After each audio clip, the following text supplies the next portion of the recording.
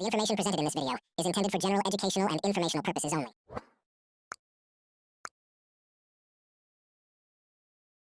नमस्ते स्टूडेंट्स, स्वागत है आपका एड्यूसिस इन्फो पॉडकास्ट में, जहां हम आपके एग्जाम प्रिपरेशन को आसान और इफेक्टिव बनाने में मदद करते हैं।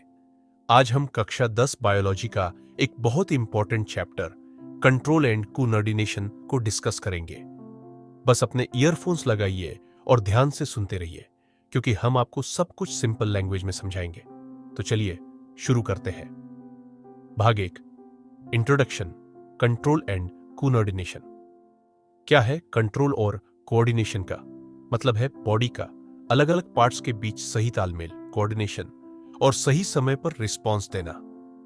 हर ऑर्गेनिज्म को अपने एनवायरनमेंट के चेंजेस यानी स्टिमुली को फील करना होता है और उसके अकॉर्डिंग रिएक्ट करना होता है। यह प्रोसेस ह्यूमंस और प्लांट्स दोनों में होती है, लेकिन दोनों का तरीका अलग होता है। चलो अब हम इस चैप्टर को स्टेप बाय स्टेप समझते हैं।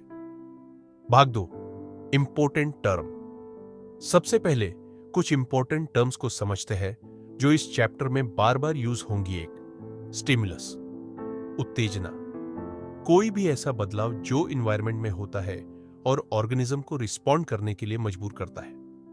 दूसरी, प्रतिक्रिया, प्रतिक्रिया, जीव की प्रतिक्रिया प्रेरक के विरुद्ध। तीसरे, रिसेप्टर्स, ग्राही, ये नर्व कोशिकाएं होती है जो स्टिमुलस को डिटेक्ट करके ब्रेन तक सिग्नल भेजती है।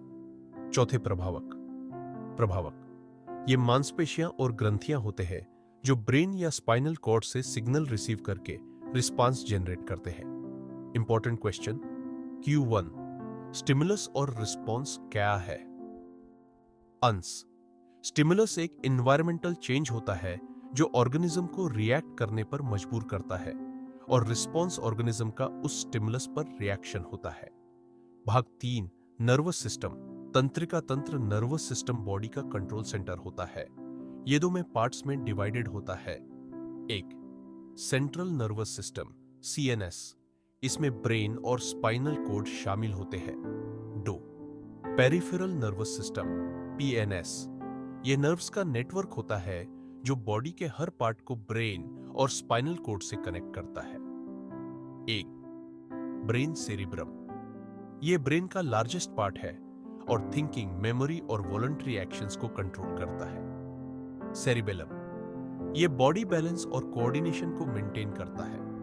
मेडुल्ला ऑब्लोंगाता, ये इनवॉलंटरी एक्शंस जैसे ब्रीदिंग और हार्ट बीट को कंट्रोल करता है। इंपॉर्टेंट क्वेश्चन Q2, ब्रेन के में पार्ट्स का नाम लिखिए और उनके फंक्शन समझिए। अंश, ब्रेन के में पार्ट्स है। सेरिब्रम, थिंकिंग और मेमोरी कंट्रोल करता है। सेरिबेलम, बॉडी बैलेंस मेंटेन करता है।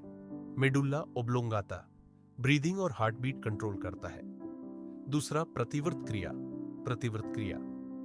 होस्ट, प्रतिवर्त क्रिया एक ऑटोमेटिक और रैपिड रिस्पॉन्स होता है जो स्टिमुलस के विरुद्ध होता है। जैसे अगर आप गर्म चीज को छू लेते हैं तो आपका हाथ तुरंत हट जाता है। Reflex arc path, stimulus, receptor, sensory nerve, CNS, motor nerve, effector, response. Important question Q3, reflex action क्या होता है? एग्जाम्पल के साथ समझिए। अंश, रिफ्लेक्स एक्शन एक ऑटोमेटिक और क्विक रिस्पॉन्स होता है, जैसे गर्म चीज छूकर हाथ को तुरंत हटा लेना। भाग 4, प्लांट कोऑर्डिनेशन, पौधों में समन्वय। प्लांट्स भी कंट्रोल और कोऑर्डिनेशन दिखाते हैं, लेकिन उनका मैकेनिज्म एनिमल से अलग होता है। Plant movements, 1, nastic movements, direction stimulus पर डिपेंड नहीं करता। Example, touch me not plant. 2, tropic movements, ये स्टिमुलस के दिशा पर निर्भर करते हैं, जैसे फोटोट्रोपिज्म, लाइट के तरफ मूवमेंट। जियोट्रोपिज्म, ग्रेविटी के तरफ मूवमेंट। हाइड्रोट्रोपिज्म, वाटर के तरफ movement. Important question Q4, phototropism और जियोट्रोपिज्म को एग्जाम्पल के साथ समझिए। अंश, फोटोट्रोपिज्म, प्लांट के शूट लाइट के तरफ ग्रो करते हैं। जियोट्रोपिज्म, प्लांट के रूट्स ग्रेविटी के डायरेक्शन में ग्रो करते हैं। भाग 5, हार्मोन्स। हार्मोन्स एक केमिकल सब्सटेंस है जो बॉडी के ग्रोथ और डेवलपमेंट को कंट्रोल करते हैं।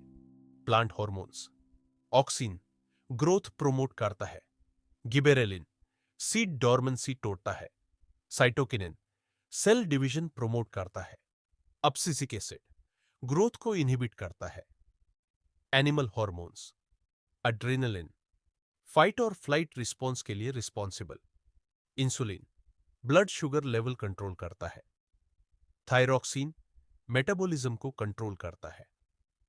Important question Q5 insulin hormone का क्या फंक्शन है? एंस इंसुलिन ब्लड शुगर लेवल को कंट्रोल करता है और डायबिटीज के रिस्क को कम करता है। भाग 6 फीडबैक मैकेनिज्म बॉडी के नॉर्मल स्टेट को मेंटेन करता है। जब शुगर लेवल बढ़ता है तो इंसुलिन रिलीज होता है और जब कम होता है तो ग्लूकागन रिलीज होता है।